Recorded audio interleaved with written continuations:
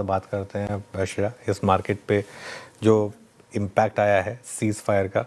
हमारे साथ मार्सलेस investment managers के फाउंडर और सीईओ सौरभ मुखर्जी जुड़े हैं। Saurabh ji, good afternoon.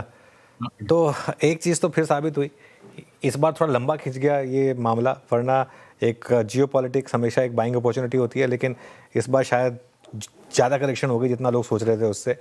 अब बड़ा सवाल ये है कि क्या हम वापस उन लेवल्स से या उनके ऊपर जाएंगे, या फिर थोड़ा रिस्क रहेंगे अभी भी मार्केट में? देखो अनुज, रिलीफ रैली होना बनता है, रिलीफ होना चाहिए, बिकॉज इंडिया के लिए काफी बड़ा इशू था कि तेल का भाव $110, गैस की उपलब्धि में बड़ा सा इशू। मुझे तो लग रहा था कि 2-3% का जीडीपी ग्रोथ का हिट आ सकता है।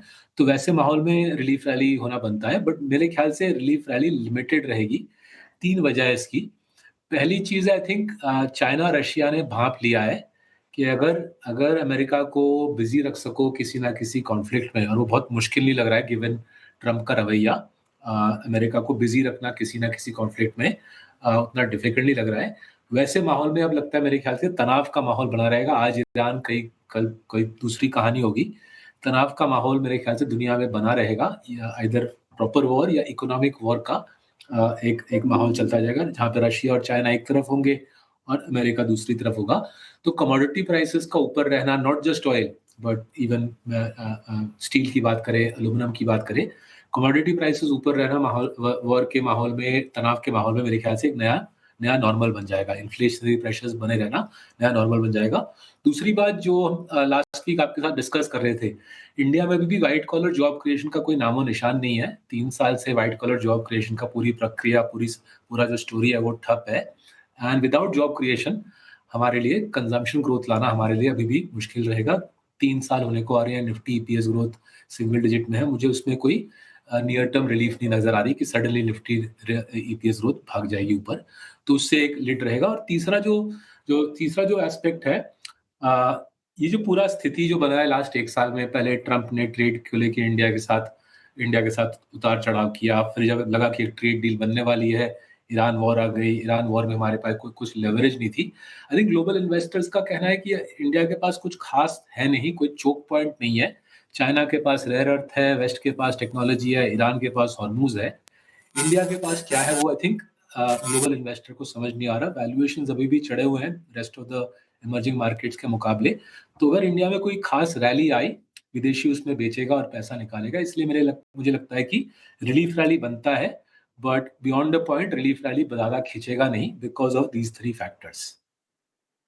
अच्छा, तो फिर in that case portfolio investors के लिए क्या एडवाइस होगी इस रैली में? कहाँ एग्जिट करें और कहाँ पर फ्रेश पोजीशन जोड़ें फिर? I think financial services would be my number 1 category for exit. मैं अपने कोलीग्स को बोलता रहता हूँ, मुझे लगता है कि इंडिया में जो फाइनेंशियल साइकिल था, हर 10 साल इंडिया में कोई ना कोई मुद्दा आता है। पहले लेट 90s में फाइनेंशियल साइकिल में पिटाई आई, करीबन 70-80% एनबीएफसी बंद हो गए। 2007-8 की स्टोरी सबको पता होगी। 2018 में आईएलएफएस और डीएचएफएल वाली स्टोरी थी। तो हर 10 साल में एक फाइनेंशियल सर्विसेज में एक साइकिल आता है एसेट क्वालिटी का और लिक्विडिटी का। आई थिंक उस साइकिल के हम डिफिकल्ट पार्ट में आ रहे हैं। Financial services cycle, lending cycle के डिफिकल्ट पार्ट में आ रहे हैं। एंड जहां जहां पे भी हमको चढ़ी हुई वैल्यूएशंस लग रही है लेंडर्स में, हम अपना पैसा वहां पे बना के निकल रहे हैं। एक आध ढंग के बैंक है, वी डिस्कस्ड एचडीएफसी बैंक वहां पे बने हुए हैं। But barring that financial services में आई थिंक प्रॉफिट लेना बनता है। आई थिंक निम प्रेशर भी आएगा, एसेट क्वालिटी प्रेशर भी आएगा, और डिपॉजिट की जो प्रॉब्लम है वो तो बरकरार रहेगी। दूसरा एरिया, मुझे ये पूरा जो capex cycle, domestic capex cycle का स्टोरी लगता है, वो मुझे काफी ओवरडन लगता है। वहां पे भी जहाँ पे हमारे थोड़े बहुत इन्वेस्टमेंट्स थे, हमने वहां पे प्रॉफिट टेकिंग किया है। 3 जगह पे हम पैसे लगा रहे हैं। फार्मा का जो सेक्टर है, फार्मा इंटरमीडिएट्स, एक्सपोर्ट्स भी अच्छा करेगा, करेंसी के नजरिए से भी अच्छी तरह पोजिशनड है। और एफटीए में भी intermediate sector, pharma ancillary sector well placed है एफटीए के, यूरोप एफटीए के तहत।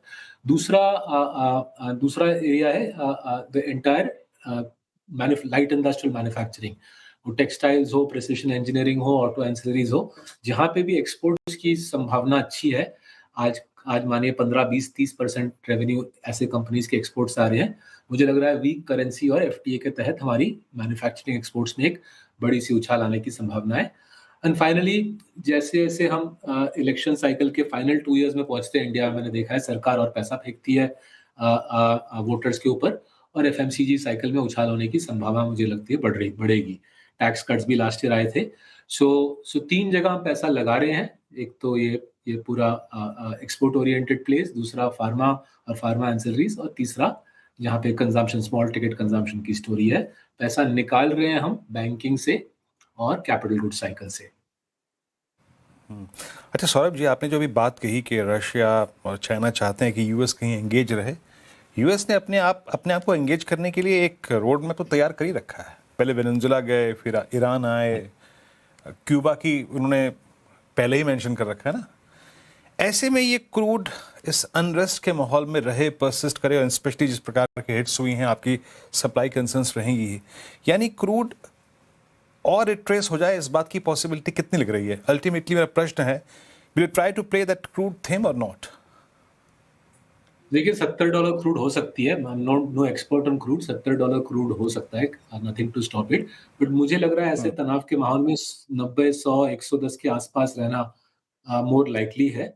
एंड गोइंग बैक टू किस लिए अमेरिका इतना अग्रेसिव रवैया अपना रहा है, वेनेजुएला के प्रेसिडेंट को उठा लिया, ईरान में 6-7 हफ्ते जबरदस्त मारपीट की। अमेरिका चाहता है कि दुनिया डॉलर को छोड़ के दूसरे करेंसी की तरफ ना बढ़े।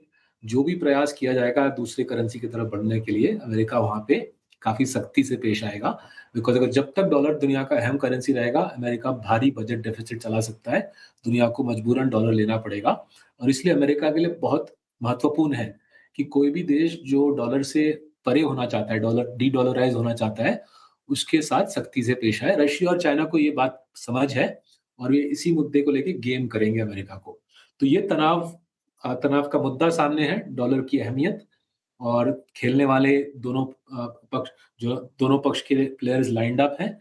और इसी माहौल में, इसी दुनिया में हमको जीना पड़ेगा, जहाँ पे चाइना रशिया एक साथ, अमेरिका दूसरे साइड, और बीच में डॉलर को लेकर कश्मकश और इकोनॉमिक वॉर, प्रॉपर वॉर हम ऑल्टरनेट करते रहेंगे ऐसे तनाव के साथ आने वाले वर्षों में। और वैसे माहौल में क्रूड का चढ़ा हुआ रहना मेरे ख्याल से मोर लॉजिकल है then crude being at $50-60।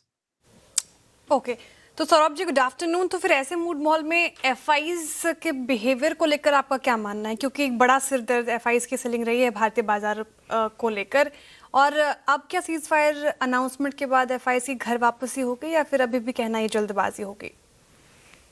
I think FIS के केस में, जैसे मैं इंडिया के कॉन्टेक्स्ट में समझा रहा था, इंडिया की अर्निंग्स ग्रोथ कुछ खास है नहीं, वैल्यूएशन चढ़े हुए हैं बिकॉज हमारा डोमेस्टिक पैसा मार्केट को चढ़ा के रखा है। तो वैसे माहौल में मेरे को लगता है एफआईएस पैसा निकालते रहेंगे। हाँ, बट जिस प्रकार से मार्च में निकाला वो अनयूजुअल था। $12 बिलियन एक महीने में निकालना का ताज्जुब का सिनारियो था एक्चुअली मार्च में। साल में $15-20 बिलियन निकलता रहेगा मेरे ख्याल से विदेशी पैसा। जो प्राइवेट इक्विटी फंड्स हैं इंडिया में जो निवेश करते हैं, वो इनकैश करके इंडिया से निकलते रहेंगे।